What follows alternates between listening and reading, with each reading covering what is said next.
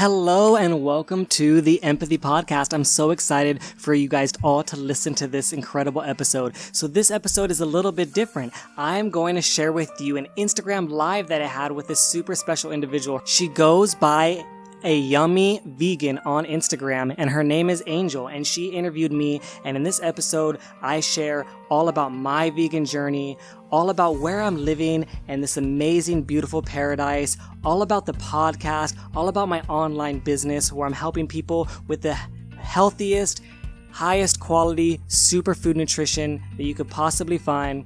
And also how I can help other people to better their lifestyle, to live a more healthy, empathetic lifestyle. So here we are. We're about to jump into the episode, and I hope you guys enjoy.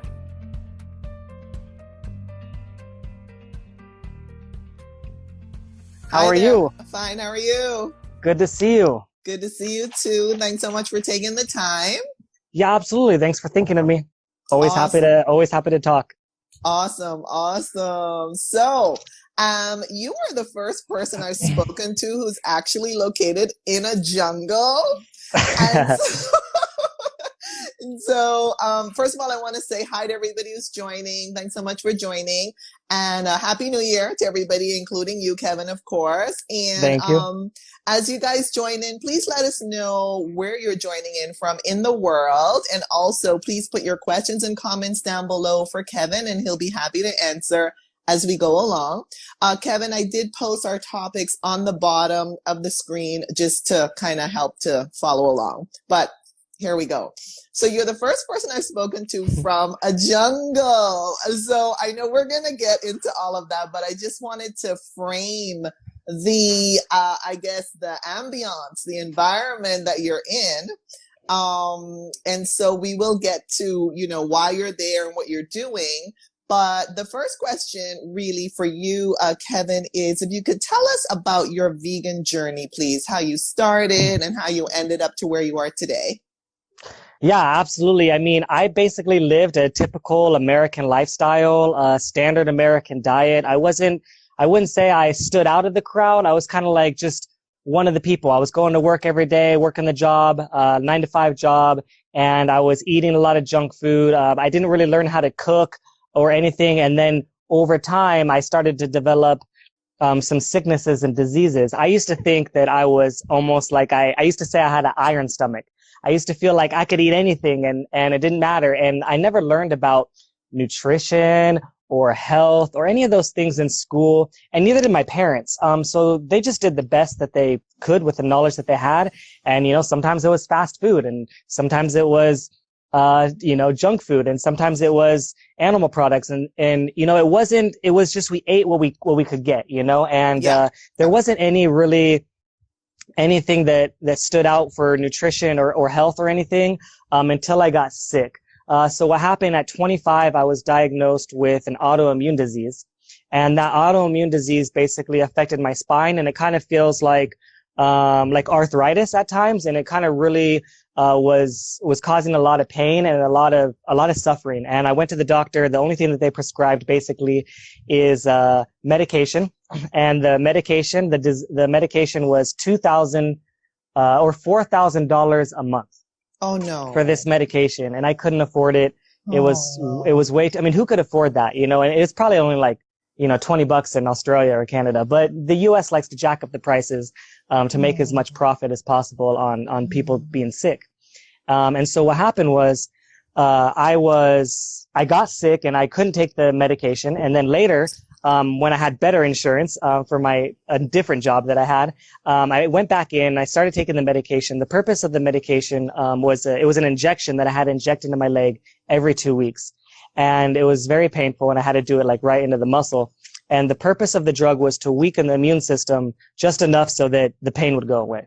That's pretty much the purpose of the drug. And this is a very common drug. It's called Humira. It's a common drug that they use for autoimmune diseases or psoriasis. And the drug doesn't cure anything. It just basically, makes the symptoms feel a little bit better, until, I don't know, forever, basically. And, so I started taking that and then got really, really sick. It weakened my immune system like it was supposed to do. My back felt a little bit better, but I was sick in bed dying. Like I couldn't really get out of bed. I was sick for 3 weeks straight. And during that time, someone recommended to me to watch the documentary called What the Health. And What the Health was the first time in my life I ever saw that, or ever learned that diet can impact diseases. I mean, I had no idea. I had never learned that.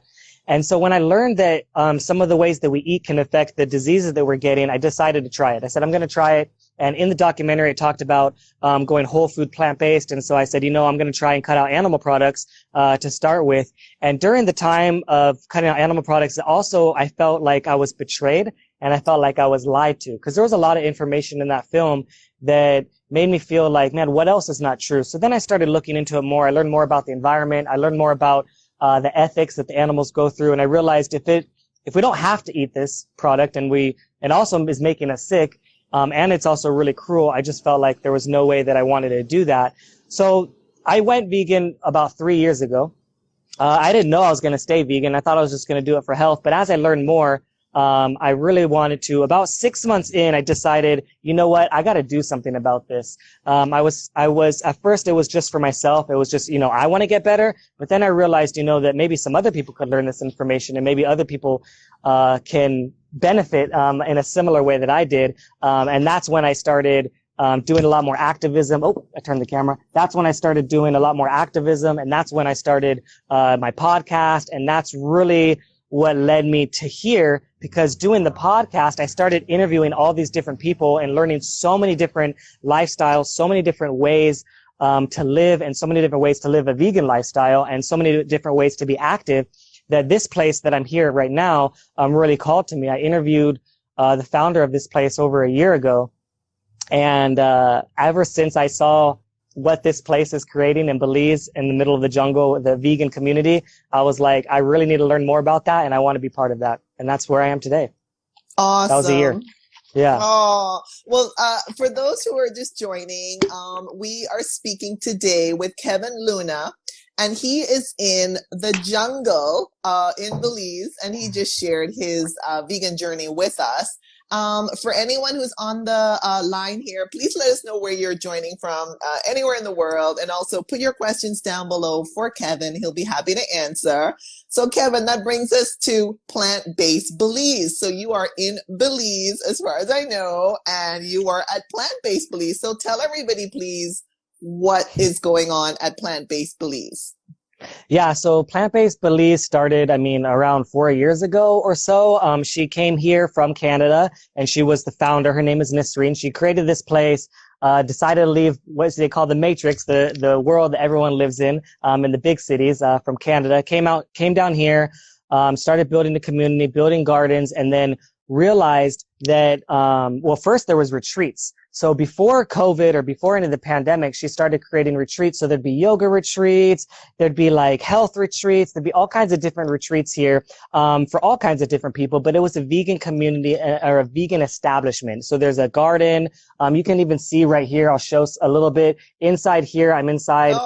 It's actually a vegan bistro. But inside here we have a bunch. It's like our little mini nursery right here. And then back there is part of the gardens. So basically what happened is we created, she created this place where it was a sanctuary. But after the pandemic hit and COVID hit, what happened is, business was down for everyone, especially places that are like retreats or places where you have, people that can, get together. So, what we decided to do is, create a community and a safe place where people can come and people can either visit, they can volunteer, or they could potentially invest and build a home here if they want to be part of an intentional vegan community. And just yesterday, we just got back, and maybe you saw some of the pictures. Yesterday, we got back from it's an expansion. It's this properties, and we have a new property that we purchased that's 15 acres. Oh my! And as of right now, we have about 15 people. They're gonna have 15 homes that are going to be built onto that property. And that place is going to have, this place right now, we have a bistro, like a vegan restaurant, gardens, and then we have pool. There's 4 different tree houses. There's a huge, like what we call a cabana lounge, which has like 10 different rooms in it.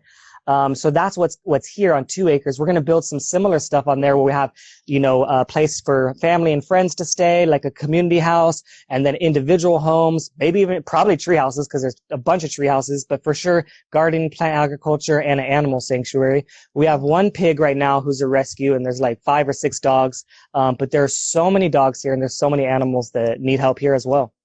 Yeah. Oh my gosh. It sounds amazing. Amazing. Yeah. And let's see, we have so far we have Wellness with Ryan saying hi from Maui. Hi there. And Supreme Vegan Supplement saying, wow, what a great resort creation. There we go. So I'm just so touched that you all are getting more people to join you and to build a community, and obviously helping our beautiful, non-human animals as well. So that's just super awesome. I'm just getting like chills actually. That's how I felt when I first heard about this place. I was like, what? Like, that's crazy.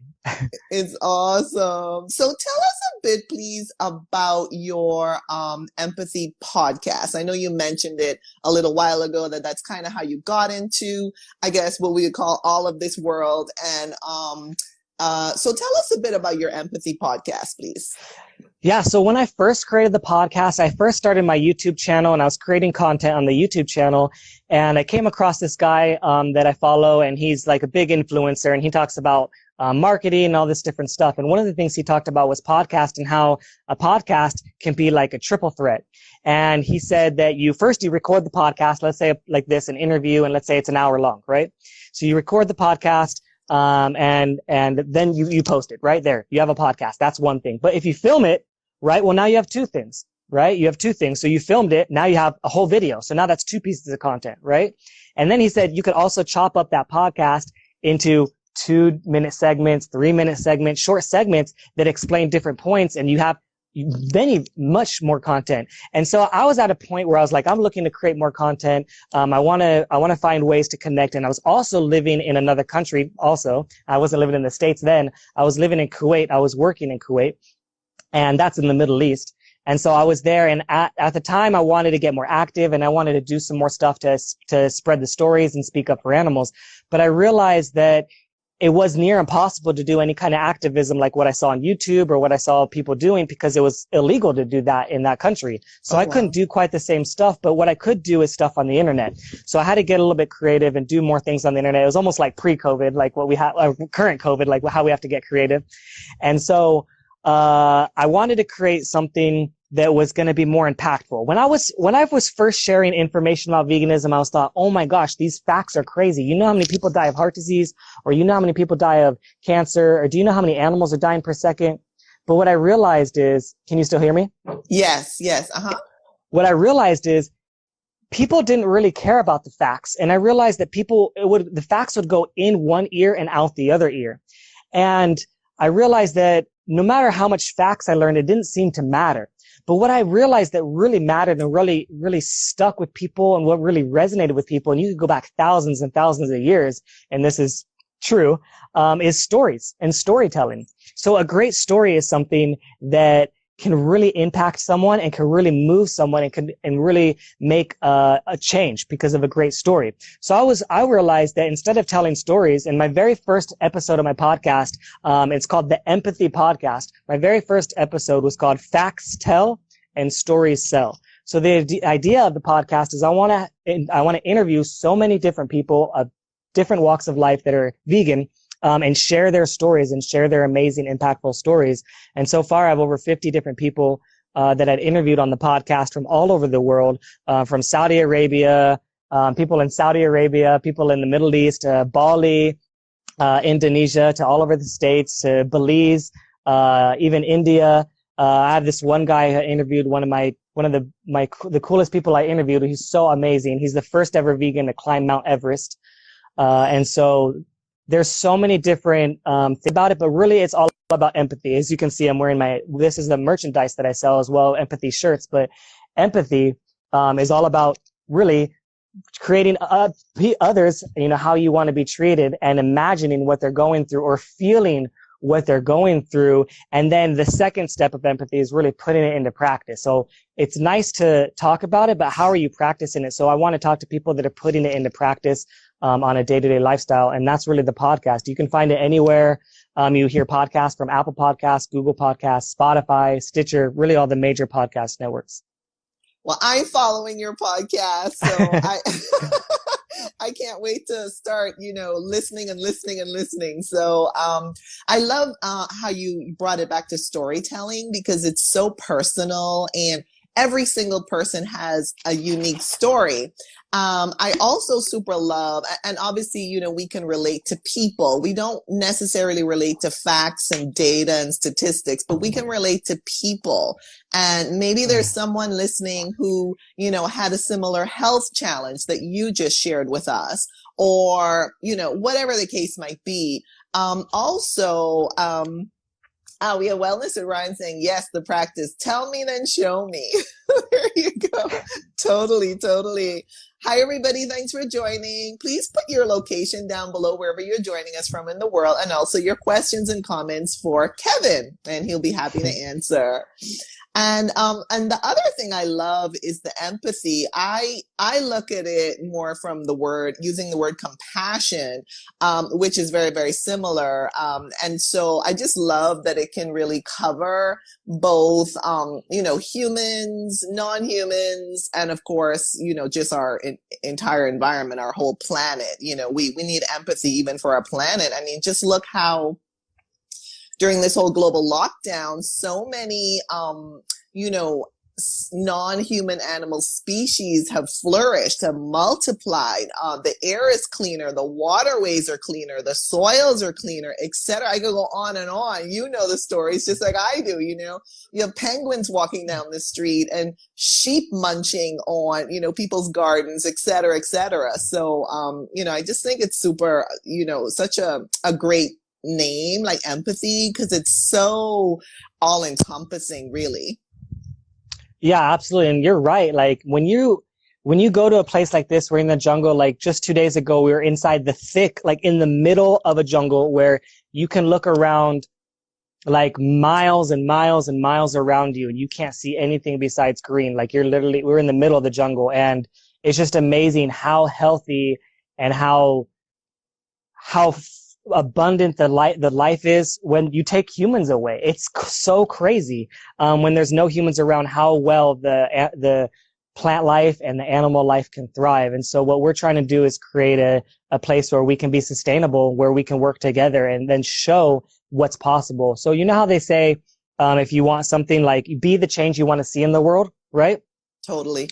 That's what I feel like we're trying to do. We're trying to be the change that we want to see in the world, so we can show you how it's done. Then hopefully it can be replicated around the world, many other communities, because this city life, this big city life is really damaging for a lot of reasons, for mental health on individual families, or people. You have to clear the entire land, kill all the species. The number one cause of habitat, of species extinction is habitat loss, taking away the habitat. And a tree is a habitat. A tree is the life of certain animals. Like that's their home. Totally, totally. I want to say hi here to Supreme Vegan Supplement, who's saying she's from Leicester in the UK. Ooh, awesome. Hello. So we have Maui, Hawaii, and Leicester, UK. Awesome. Wow, awesome. So, tell us a bit, please, now about Purium. So, I've seen that you are connected to Purium. So, tell us what is Purium? What does it do for, what are the benefits, et cetera, et cetera? Yeah, well, Purium has helped me get here. It's one of the ways that I make money online. Many of us are making money online and wanting to live lifestyles where we can live remotely. So this gives me the opportunity to live here, so that I can work from here. And it's been a huge blessing, because not only does it give me the opportunity to live here, but also it helps me fuel and thrive. This is my breakfast. This is the Power Shake. It has over 15 different superfoods inside of it. And what it essentially is, it's a transformation company. So Purium is a company that helps people transform their lives. It helps transform the planet. There's zero plastic, in the company by by the end of this year, they're going to have zero plastic. They're almost completely plastic free. So they're great for the environment. So you're not stockpiling. And basically what it is it's whole foods. And it's dehydrated. So they pick it right at its ripeness. They pick it right out of California. They have all the plant agriculture and organic, farming in California. They were organic like 25, 30 years ago before organic was even a label. That was before it was even a thing or even people talked about it. Basically, raw whole foods dehydrated. They pick it when it's at the peak point. They dehydrate it and then they blend it and it's into a powder and then you add water. By the time it gets to you, you add water, it has 98% of the enzymes that are still attached to it. And this particular one that I drink every single day has over 15 different superfoods, that power me throughout the day. They help me do all the hard work and all the hard labor around here. But also there's over 70 different products, that you can take a look from. And so they have different, ways to help people, transform. The most common one is called the Ultimate Lifestyle Transformation.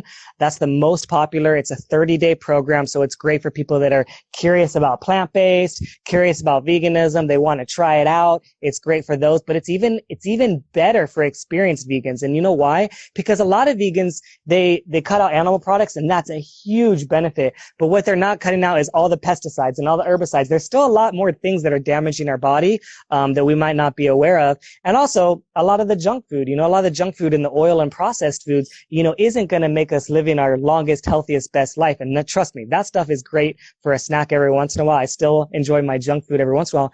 But, if we want to live our longest and be have the cleanest skin, looking the nicest, being the best role models, for veganism, this is one of the ways to do it.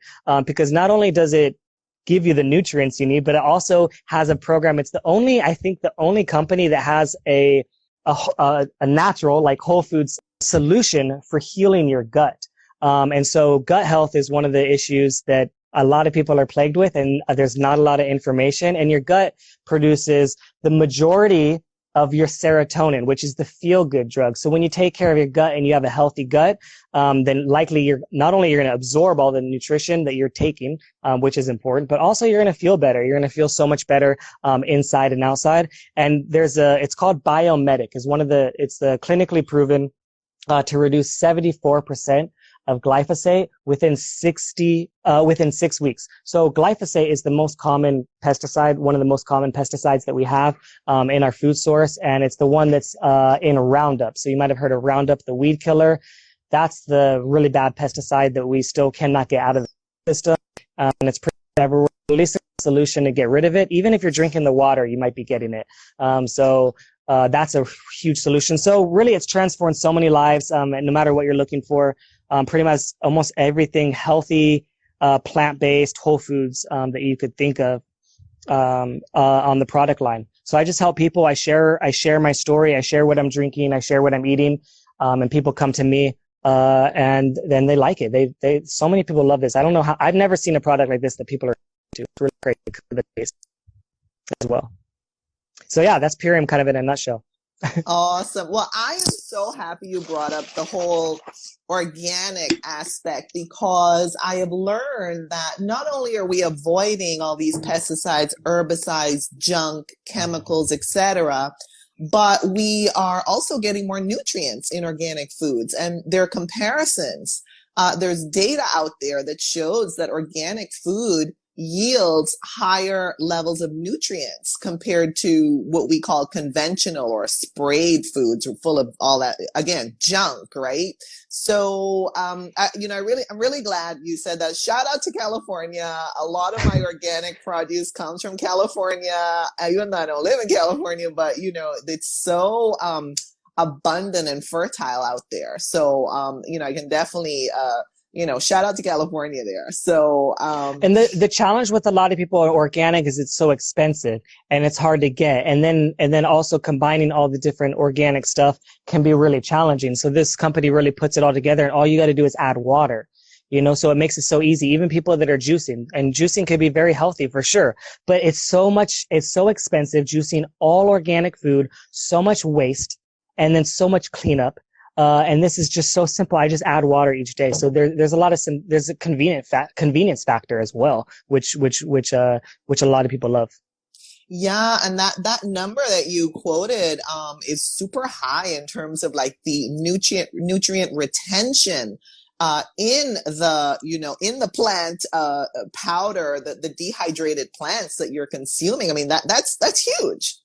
Yeah, it's a very, very low temperature, dehydrated, and then it's like flash freezing. Like if you freeze it, like right after you're picking, like it's a similar kind of aspect as far as retaining a lot of the nutrients. But this one saves so much time because you got to think about the carbon footprint as well of your food, because some people don't think about that as much as like how much waste is going into the food production, or how much travel time is going into the food production, because that's also a big factor as well. When you carry something like even just, let's say, fresh fruit, and that might seem like not much of a big carbon footprint, but fresh fruit is heavy because it has so much water. Imagine if you took all the water out of that, like how much more could you carry in a single truck? Like that stuff adds up over time. So it also has a lower carbon footprint because you take out the water. And water is one of the heaviest, is heavy, when you add it up. Yeah, that's a good point. Wow. I want to say hi to everyone who's joining us, and please put your questions and comments down below for Kevin. He'll be happy to answer. And while we wait for questions, Kevin, let's go to our next topic, which is naysayers and critics of our vegan diet and lifestyle. How do you handle those situations? Yeah, well, that's changed a lot over the time. In the beginning, when I first went vegan, I was really angry. I wasn't like an angry, mean person, but I was angry about what happened. I was angry what was happening to the animals. I was angry what was happening to the planet. I was angry that no one's talking about it, and it's not even in the media. So I felt like almost like compelled to take action. I felt like I had to do something. And so I might have come across in a way that wasn't as pleasant or wasn't as nice at the time. And I remember wanting to change people's minds and influence people to make better decisions. And I still want all those things. But I realized that it became very taxing, and people don't really want to change their minds, and people don't really want to change. Right. So I had to come up with more creative ways of influencing people. And over time, I think that the hate maybe got stronger because I started getting a little bit bigger. But then I realized that I would make videos intentionally. So for example, on TikTok, I use TikTok a lot. I don't know if you've seen my TikTok, but I've grown well on TikTok. And on TikTok, when I would post a video, it might be a little bit triggering, but I would know it's triggering. I would go into those conversations of those people saying, you know what, I'm here to educate and I'm going to have a conversation, instead of going into the conversation angry and upset, because you need to think about it from the perspective of the individuals. And most people came from the same place as me, grew up in the same exact place, and didn't have the same information or education as I did about health or ethics or environment. So I try to think about it from that perspective and think about it from how do I educate this person. But then I realized that it was so much time to message each person individually, and so much time to just do all the comments individually. And I realized that it also isn't that effective. So what I realized it was more effective is doing my educational videos through like teaching and just making the videos and sharing. So using comments to respond to people was very effective to use. So anytime I had a hater, I would think like, how can I use this as education? But if it was too much and I didn't have the time, then I would just simply ignore it. And I know that that's so hard, and a lot of people get wrapped up and I need to prove this person wrong. But the thing is, we don't have to prove every single person wrong. And also, we don't have to have every single person doesn't have to go vegan in order for us to make an impact. We can make a huge impact with the ones that care and the ones that are taking action and the ones that are doing something about it. We only need a small percentage of people that are making change to change the system. And that's the good thing. And so once the system, I believe, is changed and the laws are changed and those sort of things, then I think that a lot of people are gonna be changing on their own, because it's just the way that the system is going. And so now I deal with it in the best way that I could handle for myself is I just ignore it most of the time, unless I'm in the mode where I say, you know what, I want to educate this person and I want to use this as an opportunity to teach. So that's kind of the way that I've helped gravitate it. Wow. Yeah. I mean, I love the way you find it, you transform them into teachable moments, number one. Number two, I love that you are actually using these challenges to then create more messages. In other words, you get someone who's criticizing, or, their mind is just not open to this whole, vegan, conversation. And then you say, well, okay, they're not ready.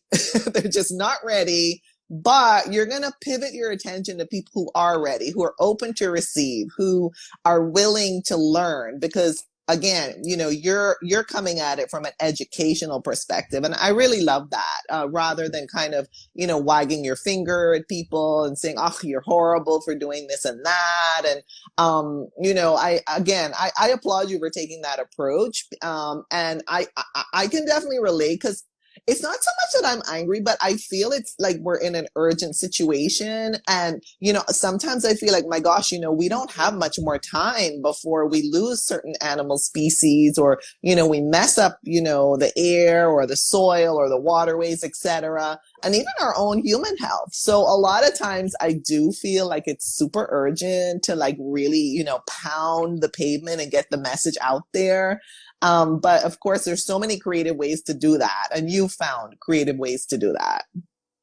Yeah, there are so many ways. And that's the good thing, is like, if you want to be active or you want to do something, there's so many different things. And I always tell people, do something that calls to you, do something that you're inspired about. If you love making songs, make some badass vegan songs. If you love cooking, like make some really amazing recipes that are gonna, wow people and say, you know what, I definitely, open my mind. I want to go vegan now, or I want to at least try it. Whatever sings to you, try to do that. Some people get so wrapped up in, oh, I can't do that kind of activism, or, oh, I don't like activism, or I don't like that style. Don't worry about that. Like that's okay.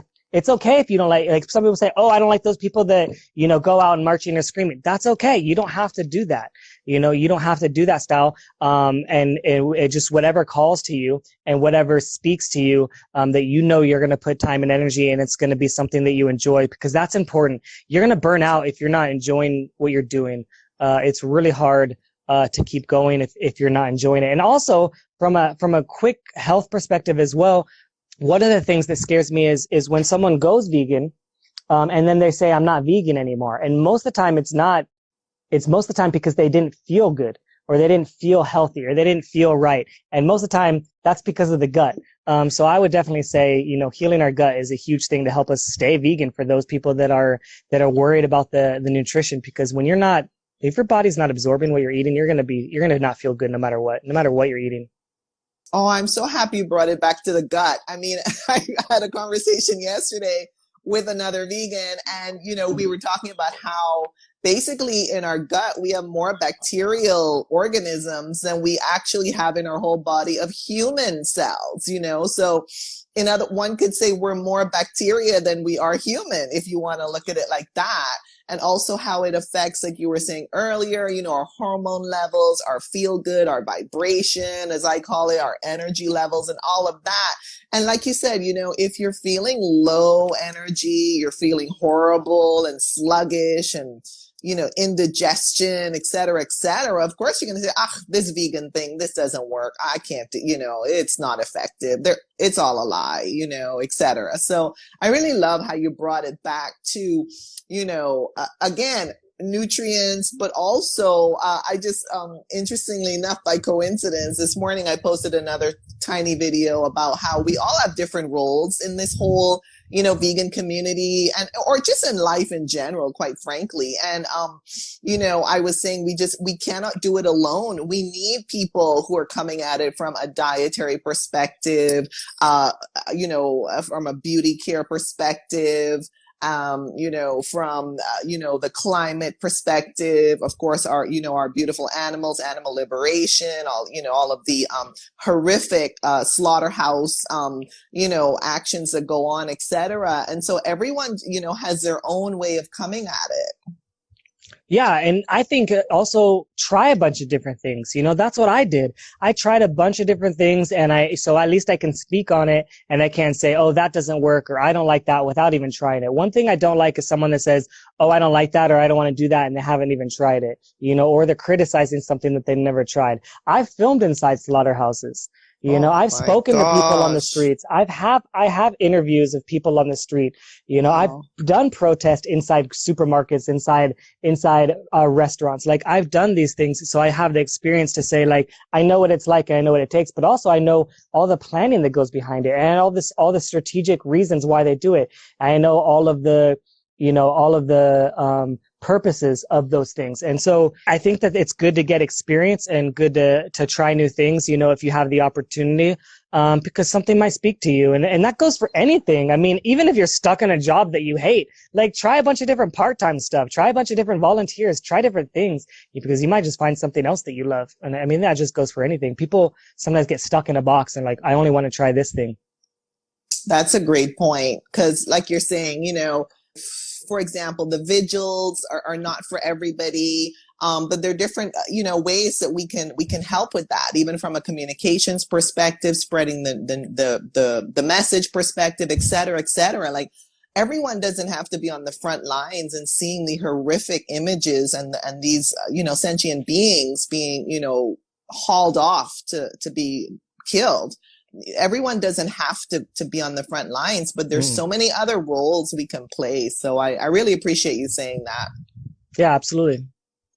And so our next topic is newbies, vegan curious people, vegan friendly people, new vegans who are like, hey, I want to try this vegan thing. What's this all about? What are a couple pieces of advice you would give people who are, I guess, starting their vegan journey? Yeah. So, first of all, I would say education, definitely learn a little bit about it from different angles, from why is it important for the animals and why is it important for the environment and why is it important for health. Those are usually the three pillars that might call to most people. I mean, at least someone might be spoken to by those three reasons because they're just great benefits. And so you can learn from those from documentaries. In my link in my bio, I have a bunch of different documentaries. You can see they're all free. The other thing is, find some of your favorite foods.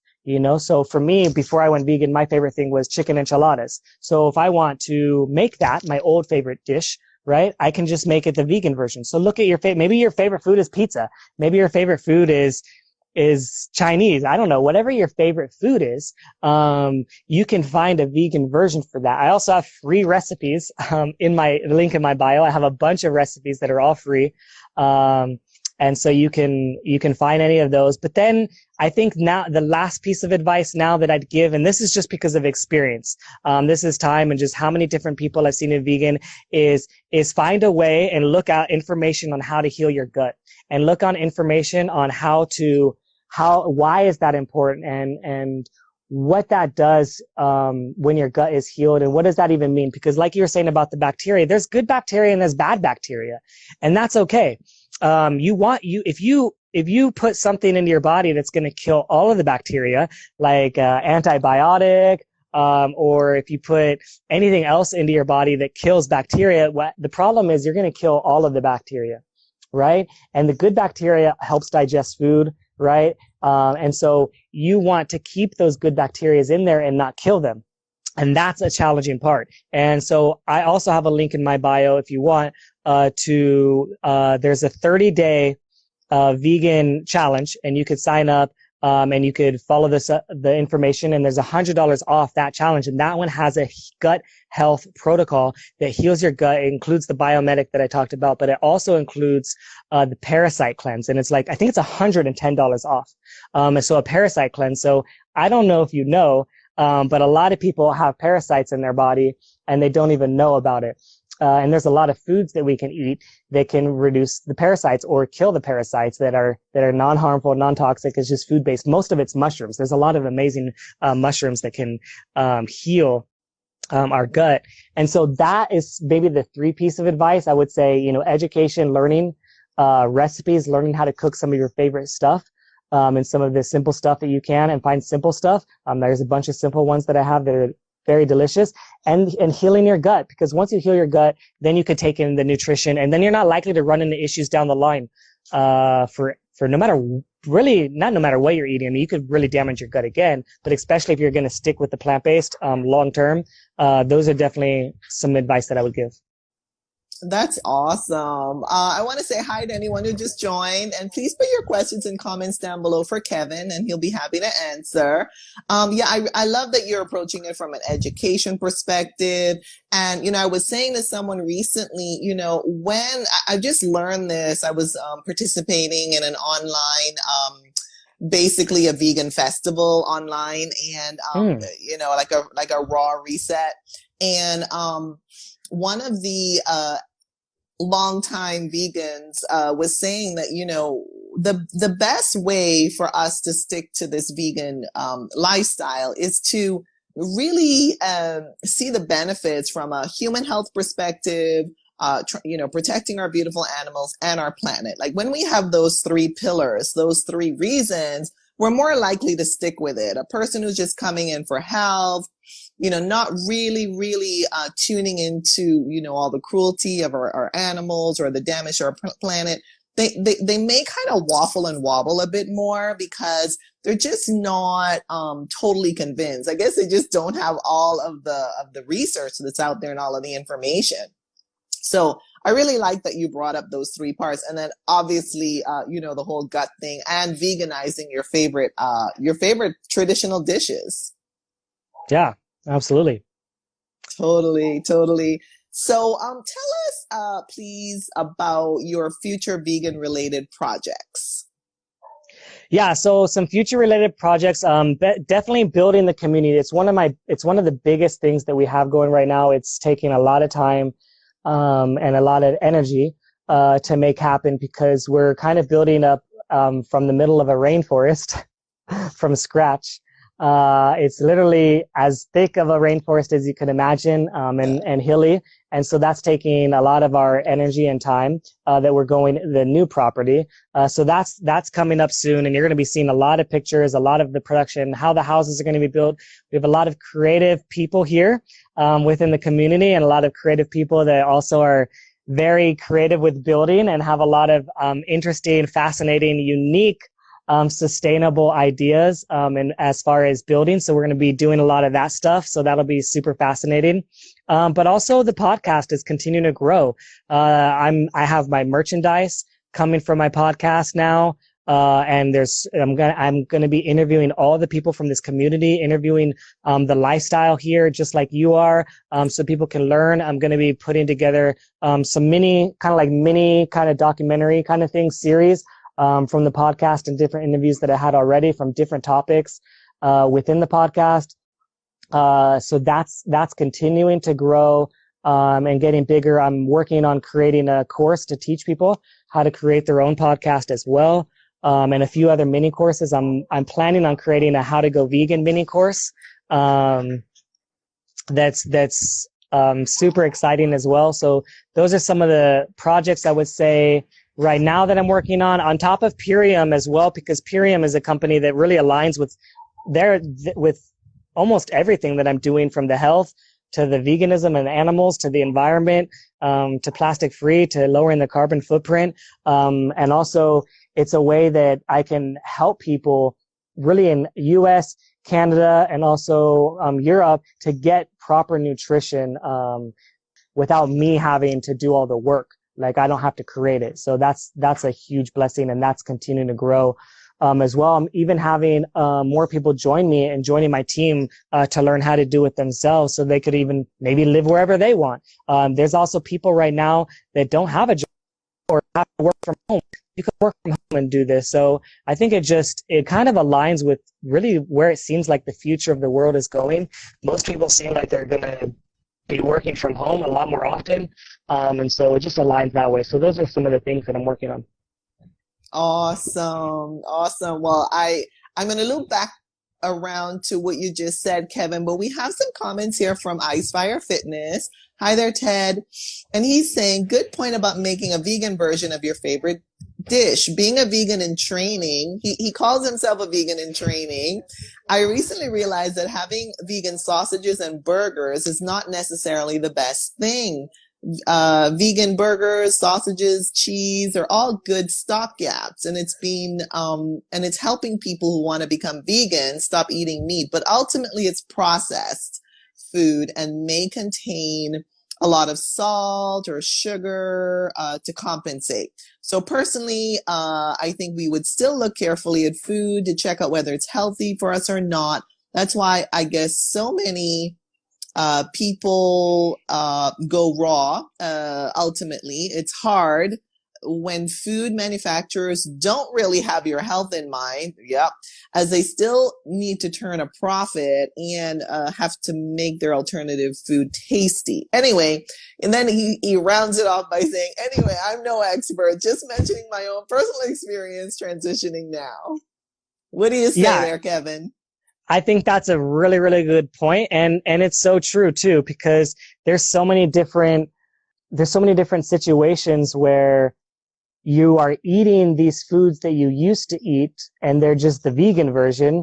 But that doesn't automatically mean that they're healthy. And you're right. They are kind of like stopgaps and they are great for every once in a while. The majority of what I'm eating is kind of raw and whole foods and plant-based and from the garden or from another organic garden, in California.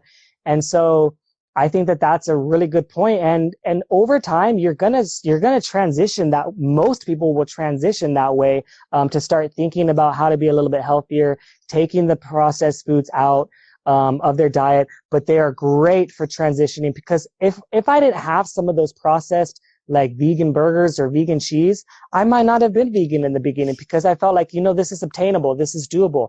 I know so many people that say, you know what, I'm going to go vegan, but I'm not going to sacrifice my birthday or holidays or celebrations. I'm still going to have that chicken. I'm still going to have that turkey or whatever. Most of those people, when they say that, it just helps them mentally go forward. But once it comes to that day, once it comes to that time where they're going to eat that chicken or eat that turkey, they don't even want to do it. I've heard so many stories like that, from people that experience that.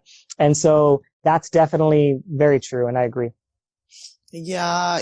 And I personally started off as a junk food vegan. So if it said vegan, I was like, yeah, I'm having that vegan burger, those French fries, that cookie, that piece of cake. If it was vegan, I was going to eat it. So I do totally agree with both of you that it's definitely a great transition tool to have those kind of vegan processed options until we kind of refine it and kind of chip away all those extra layers that they're putting on these packaged foods. One thing about that really quick that's amazing is making your own vegan burgers or making your own vegan cheese from home is so much easier and simpler than you probably think. And you can make it healthy and taste great as well. I totally agree with you. So Ted here at Icefire Fitness is thanking us for discussing his point, and it's been a really interesting live. Well, thanks, Ted. Icefire Fitness, thank you. No, and I totally agree with you. That it's a stopgap, or if you're running through an airport and you need to grab something that's processed, a vegan burger. A lot of times on certain restaurant menus, that's the only option you have anyway, a vegan burger. Yeah, sometimes, yeah. Or French fries and a salad, and then you have to tell them, no, but don't put the chicken on it. Don't put the whatever on it. Don't put the eggs on it, etc. And so you strip it down to plants, Yeah, absolutely. Totally. So, we're going to wrap up soon, but tell us, Kevin, what's the best way for people to contact you for questions, collaborations, etc.? Yeah, Instagram is one of the best ways. Instagram, I pretty much put everything right there first. I have the messenger. You could directly message me, or my link in my bio has all of the different things that I do for my YouTube. It has all the links in the bottom. Even my WhatsApp, you can contact me through WhatsApp if you want. But all the links are in my bio as well. Awesome. Before I ask you to wrap it all up for us, tell us a bit more about, I guess, the TikTok world as a vegan. So you mentioned that you're growing your presence. You're growing your presence on TikTok. And what's it like for you as a vegan over on TikTok? Yeah, so let me just explain TikTok essentially for those that don't. Do you have TikTok or not yet? I had it and I kind of let it drop. So I'm going to get back into it. So think of TikTok like this. So Instagram is essentially, like, at its core, before it became what it is a photo editor right? It has filters, a bunch of filters for photos. A photo editor that's also social media, right? You can edit your photos and post them. That's kind of what it originally was, right? And then it became a lot more. TikTok, in my opinion, is a very similar way. It's a video editor that's also a social platform. So I think that there's some similarities. You can edit videos on TikTok and then post them like a social media. So when social media first kind of came about, it was really like MySpace, then it was like Facebook, then Instagram, then Snapchat, and now it's TikTok as like kind of like the one that's like the up and comer. And then pretty soon it'll be something else and then something else, right? So the idea is, how do we get into it fast enough to make an impact, right? And so that's what I tried to do. So it was like maybe almost 2 years now, I guess, that I've been on TikTok. And so when I first started, there was no vegans, no nothing, or not would say none, but very little. So it was a very small presence. But for some reason, I don't know where it came or how it came about, the presence started growing. The word started getting out, and more people were spreading their message, and more people were sharing on TikTok, and it kept growing. And now the vegan community is huge. There are so many people there, so many people sharing their impact. And the one thing I like about TikTok is it's very creative. It sparks a lot of creativity, and it sparks a lot of trends. So people talk about trends all the time, and what's a trend and what's a trend. And sometimes trends you don't really know, or you have to pay attention, or you have to be in with the in crowd, or you have to find the right hashtag to find a trend. But on TikTok, it's kind of easy because so many people are doing it, and the way that the algorithm is set up, you could just scroll through. So a benefit of like doing a trend, right, is take that trend, take that idea, and veganize it. Talk about animals, talk about health, talk about the environment, talk about ethics, talk about something that is related to that trend, because what happens, people watch those trends and they like to watch it. And then they're going to watch one that's about animal rights and they're going to make a change. I've never seen on any platform as many people go vegan from TikTok, or as many new activists because of TikTok, than any other platform. So I don't know exactly why that it's making an impact, but part of the reason is that it skews younger. So what that means is that the majority of the people that are there are younger. They're not like on Facebook, like the majority are older, right? Yeah, so you might have, true. 40s, 50s, 60s. Someone that's lived that long and ate that many animal products that long is not likely to make any kind of changes. They're kind of stuck in their ways. They're very stubborn. It's not very likely. Someone that's young, 12, 13, 14, 15, they're very fresh. They're very open-minded. For the most part, and they're eager to learn, and they're eager to take in new information. And also they're not as conditioned. They haven't been doing it for as long. They're not married to the idea of eating animal products yet, because they haven't even started buying food. So once they start buying food, they're going to make an ethical choice, most likely, because especially if they've learned. So if you're able to educate them there while they're younger, you might have a much better impact. So that's some of the stuff there. And now the presence is huge. I mean, there's many people on TikTok that have millions of followers now, and they're making a huge impact. So I think it's a great way to make an impact, a nice, easy way, simple, short, and effective. You could do education. You could do funny. I've done a lot of funny ones. Some of the funny ones make a really big impact, because when you get someone to laugh, right, they're more likely to listen. Oh my gosh, I am so happy that we got to discuss this further. I know you had mentioned, TikTok before, but I really applaud you and thank you for kind of digging deeper into it and showing like the huge benefits. And you're right, different generations respond to different platforms, different styles, etc. So thank you for digging a little bit deeper onto that. So again, I want to thank you so much, Kevin, for taking the time and sharing your story. And I'm going to ask you to just give us a few closing words here to kind of wrap it all up and put a bow on it for us, please.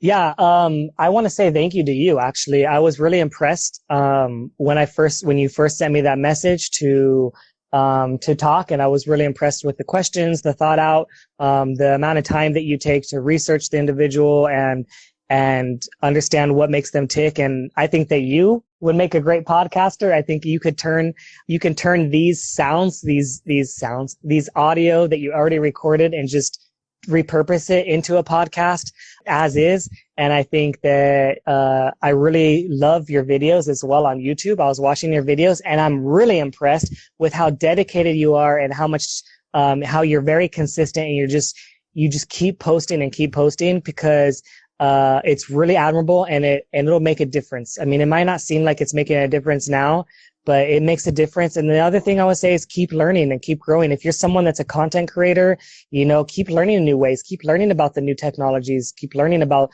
the new ways to communicate, the new ways to market, because the world's going to keep changing and it's changing really fast. And sometimes it's hard to keep up. But if you get the edge on a few things, then you can get your message out there a little bit quicker, a little bit faster, and it could save you time and energy. Because if you were to spend, let's say you were to spend a lot of time on Facebook to really grow and build, it could take you a lot of time because it's so saturated. Same with YouTube. YouTube is really tough. Let's say TikTok, it's maybe not quite as saturated, or whatever comes next. I think it's important to look at those platforms, especially for someone like you or anyone else that's a content creator. It is important to look at those things. That's not for everyone. I mean, if you're just the person that, doesn't create content, then that might not resonate with you, but that's something that I really appreciate for you.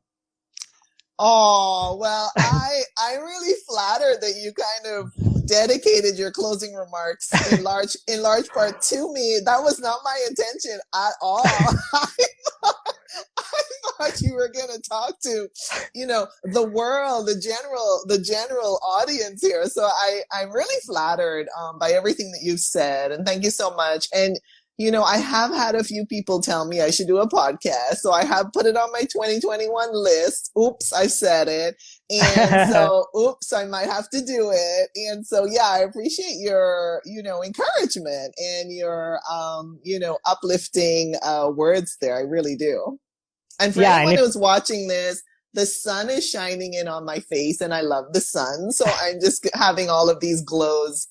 Besides the filters that I have with all the avocados and bananas floating around. But anyway, yeah. So thank you so much, Kevin. I appreciate your kind words and for you sharing your story.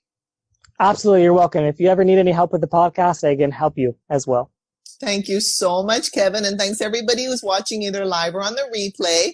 And Kevin, I'm going to post this live to my feed and stories, and then I'll message you after. All right. Awesome. Sounds great. Awesome. Thank you so much, Kevin. And thanks, everybody. Bye-bye. Bye. Thank you, guys. Talk to you soon. Awesome. Bye-bye. Thank you for listening to the Empathy Podcast. I appreciate you guys for listening. I hope you guys took away something and you can apply it in your day-to-day lives. Also, I can see that there's a lot of you listening that aren't subscribed, so please subscribe. Make sure you leave a review at Apple Podcasts. That helps people find my podcast so that more people can listen.